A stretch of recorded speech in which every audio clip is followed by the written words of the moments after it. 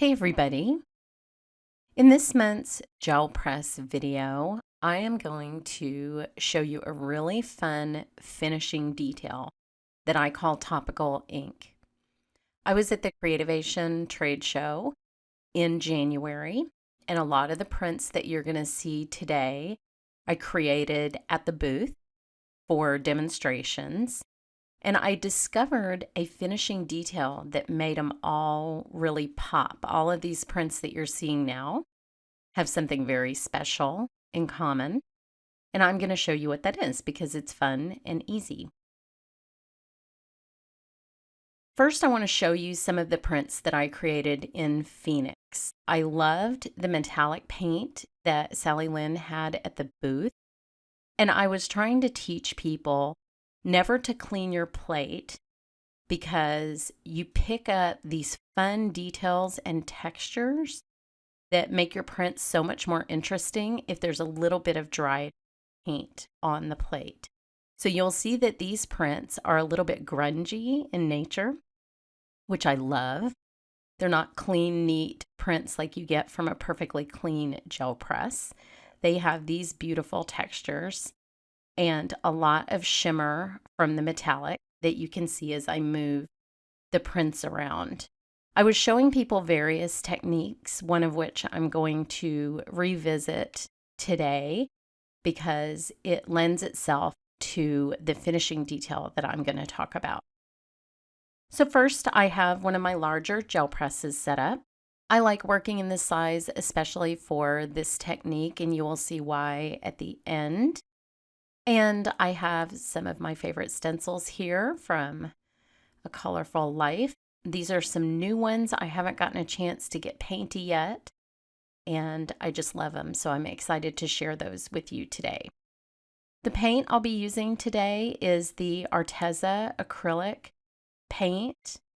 These have some nice vibrant colors that I like, but they also include metallics. And I'll link you to the set that I got below, but it's a very convenient size for gel printing because you can have a lot of colors out at once and they don't take up a whole ton of room on your desk. I always find that space is an issue with all of my gel printing. I have a very tiny desk, and so I like paints that come in smaller containers. This also has a very big assortment. You'll see when you see which one I got, and they will make today's project a lot of fun. Now, I just rolled the inked brayer across a dry stencil to transfer that pattern, and then I rolled that brayer onto a piece of paper. I actually have a separate video for this technique, but it was something that I had a lot of fun showing people at the booth.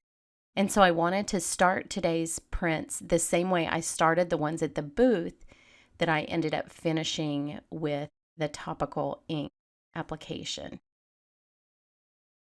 So I'll pull this first print. The most important thing about this technique, and you can pull any print out of your stash. You do not have to create a print for this technique by any means.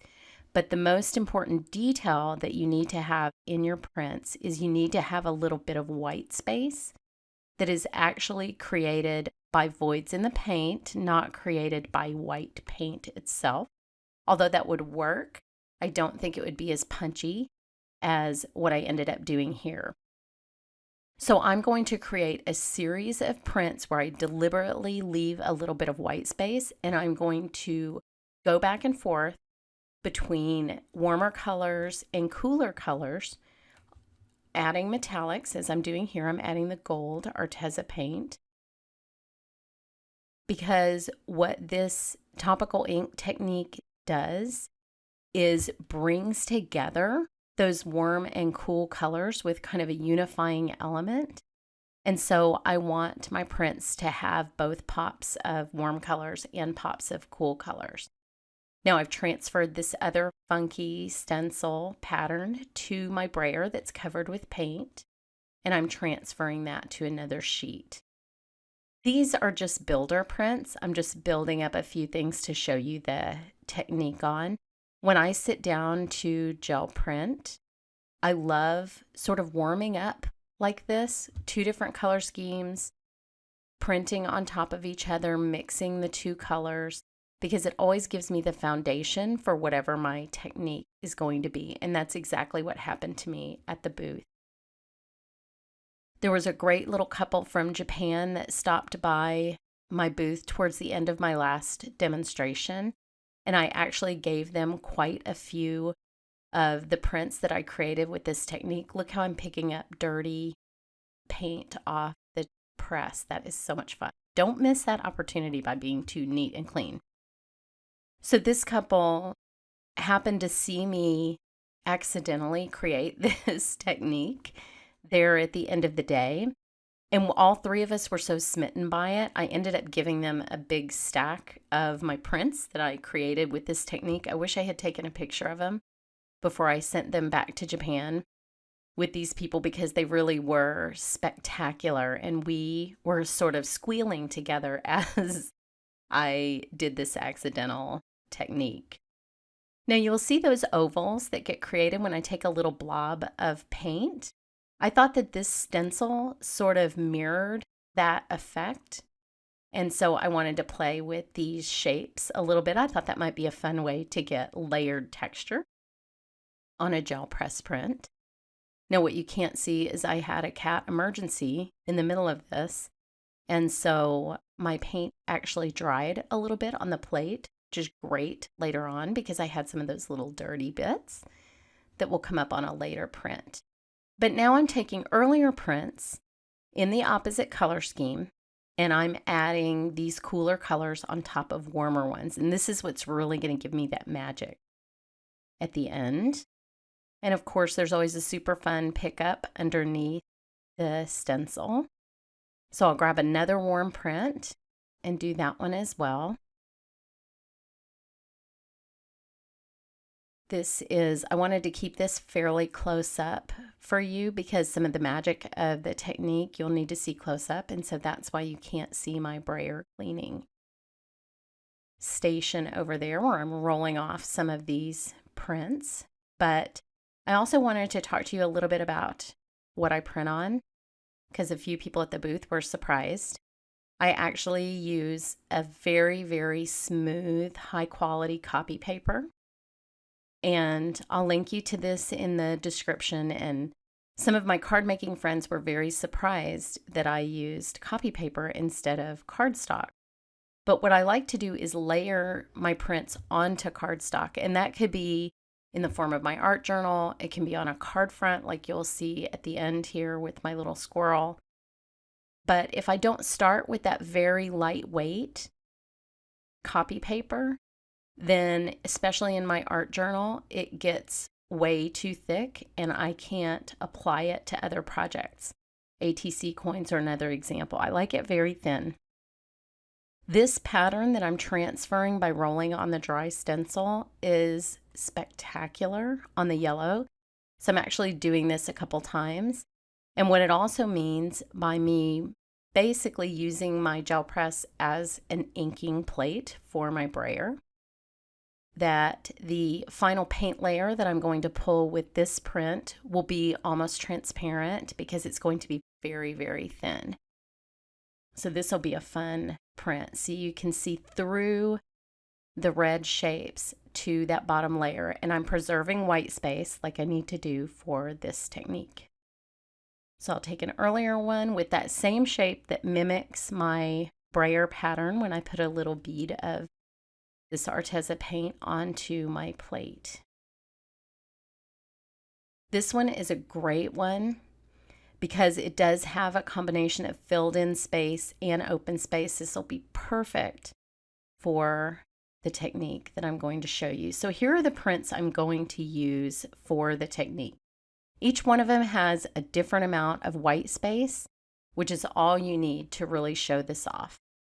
And this is crazy because the only reason that I did this at the booth is I wanted to stack up my prints and they were still wet. So they had some alcohol ink at the booth and they happened to have purple. So I was like, you know what? Some of these are ugly.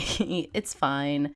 I'm just going to see what happens if I put purple alcohol ink on top of them because it is totally transparent. So I thought maybe I could turn my little frogs into princes, and sure enough, the purple just creates magic on these prints. It is so much more vibrant.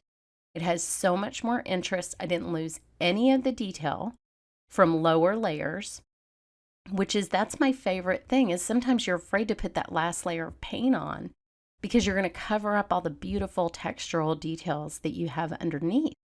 Well, the solution is alcohol ink, and especially for some reason, purple, which is not even one of my favorite colors. Purple alcohol ink works so beautifully with the metallics and the warm and cool colors of paint. It's like it pulls everything together. That fiery red, and then that beautiful, beautiful lilac color that pops through wherever there was white. It was absolutely magic.